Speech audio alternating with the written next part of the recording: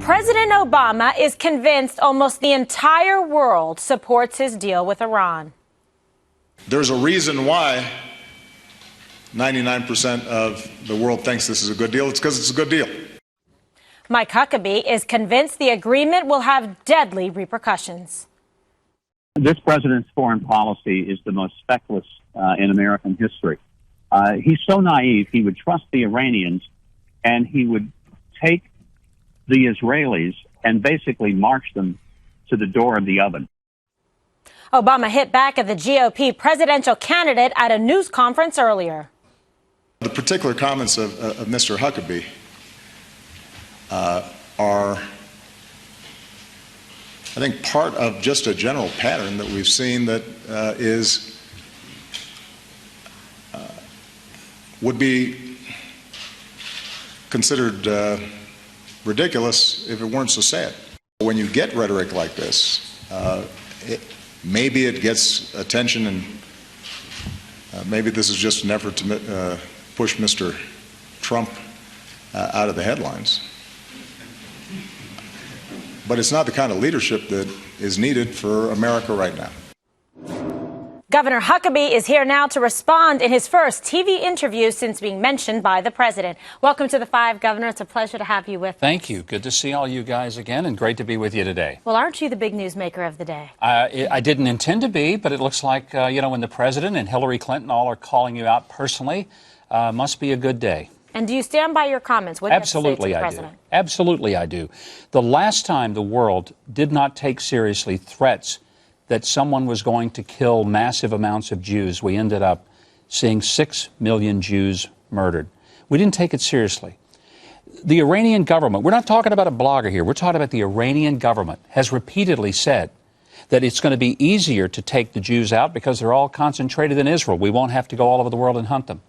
They used the word Holocaust. They used that word in talking about what they wanted to do. They refused in this negotiation to recognize Israel's right to exist. They refused to tone down their rhetoric and continue to say that the Holocaust did not exist and that they're going to wipe Israel off the face of the map. When people who are in a government position continue to say they're going to kill you, I think somebody ought to wake up and take that seriously.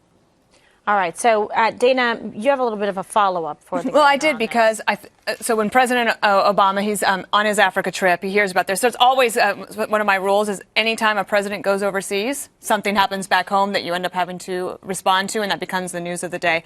And he has said repeatedly that anybody who is against the deal that he is making with Iran, that they are warmongers, they just want war, which is unfair and unserious. But I do think that from a rhetoric standpoint, when you bring up the Holocaust, everybody loses. And one of the things I think you'll see is let me ask you this, though. Well, can I finish just one thing? Which is I think that for Democrats who are on the fence of possibly refusing to go along with Obama on this deal, that then all of a sudden they get pushed into a position of defending the president.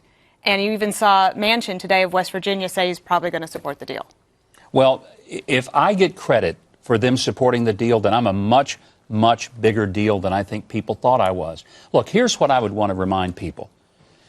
If we don't take seriously the threats of Iran, then God help us all. Because the last time, it's Neville Chamberlain all over again. We're going to just trust that everyone's going to do the right thing. 3 times I've been to Auschwitz.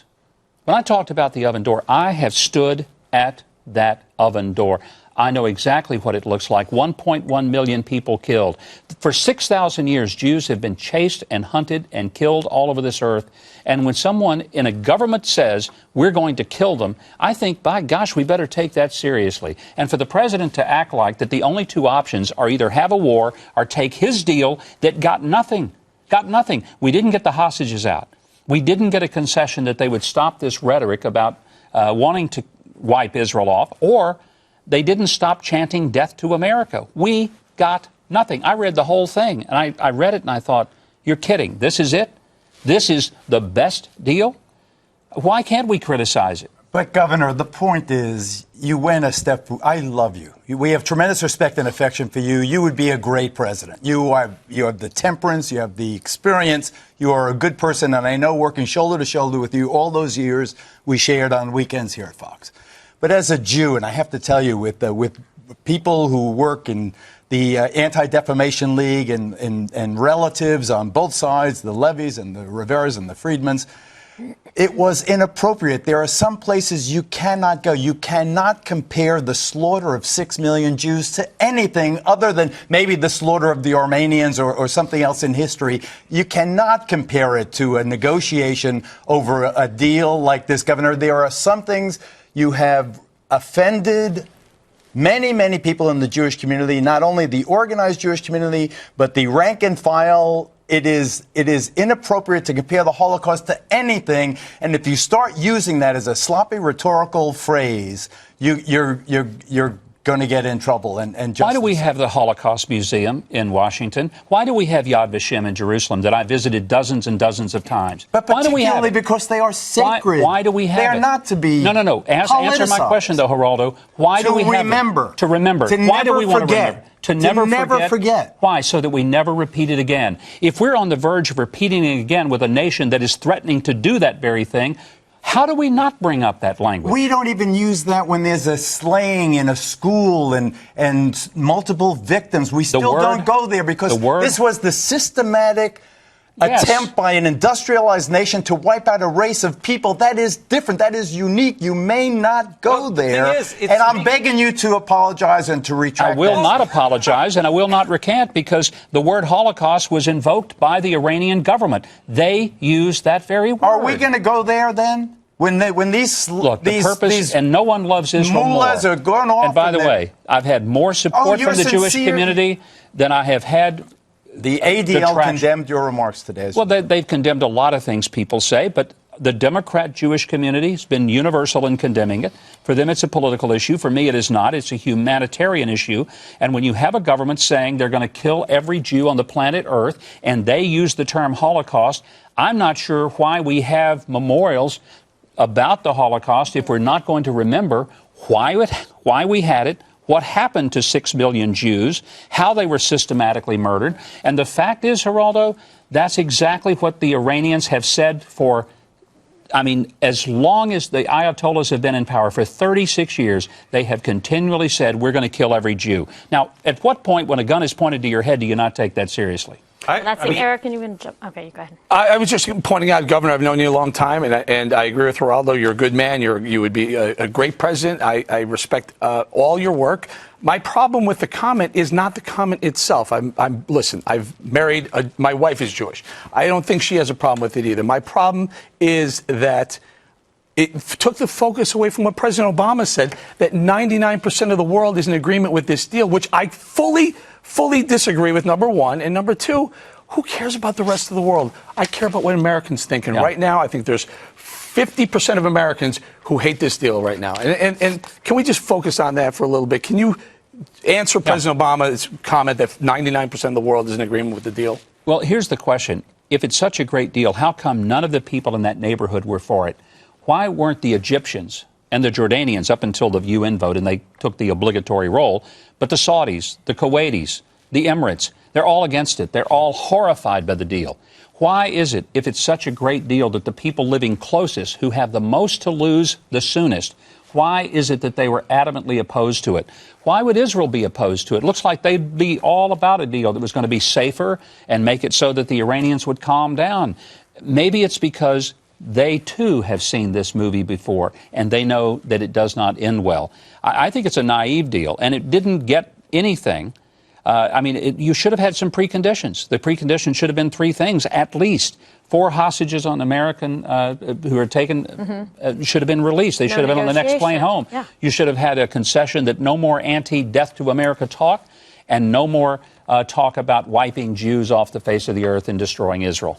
Yeah, okay, so what you're talking about and you want to focus on is the merits of the deal or the lack thereof, because you didn't do the deal with Iran. The President of the United States did, so that's on him. Tom, you have a comment, and then we're going to move. Well, I think I'm surprised everyone's so shocked by the statement. I think it's a completely sober statement to make, because when they announced the deal, they were saying death to America, death to Israel, so it makes sense to me.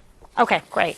All right, so let's talk again about foreign policy, the role of the United States, and I guess the lack of confidence people seem to feel these days in terms of U.S. national security and foreign policy, our position right now in the world. Well, I think the reason they're feeling great anxiety is because if we really believe that we are under threat of Islamic jihadism, and the president won't come out and clearly define it as that, I think that's problematic. I think it's problematic that we continue to believe that somehow we can charm the snake back into the basket. We most certainly cannot. This is not a typical conflict between nation states that want to fight over a piece of real estate or a certain level of power.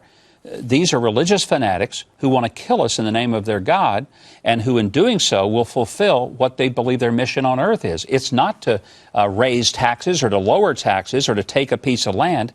It's to annihilate everyone who does not agree with their exact and very specific understanding of a religious caliphate. And what do you think that the United States should be doing to strengthen ourselves, like militarily and from a defense perspective? What would you do if you were president? Well, for one thing, we would see the military beefed up dramatically. We're spending less money way back, the least preparedness since before World War II. Under the Reagan era, we were spending almost 6% of GDP. That ought to be a floor, a minimum. The Chinese are outspending us 3-1. The best way to keep from having a war is have a military that is so robust, so strong, so well-trained, so prepared that nobody on earth would be stupid enough to challenge them. There was a big debate yesterday going on. The highway bill, Senate got together. They passed the highway bill, but they also attached the Exim Bank as an amendment to the highway bill, and that thing kind of swept through, and there was a big uproar. Senator Cruz, Senator McConnell got into it a little bit. Where are you on, A, the highway bill, and then also let's talk about the Exim Bank. What would you do as president with both of those? Well, the highway bill I have a lot more affinity for, because every $1 billion you spend building highways, you create 13,000 jobs. I mean, there's a definite advantage if you build it with a strategic goal in mind. So infrastructure in this country is in desperately bad shape. And so we do need to look at the revamping of highways, bridges, overpasses. That's legitimate. About estimates of $3 trillion worth of infrastructure needs. I don't think the Exim Bank is something worth defending. I believe that the marketplace can take that and handle it much better than a government subsidy. And frankly, government subsidies have not worked out real well, whether on the domestic front or the international front. All right. Well,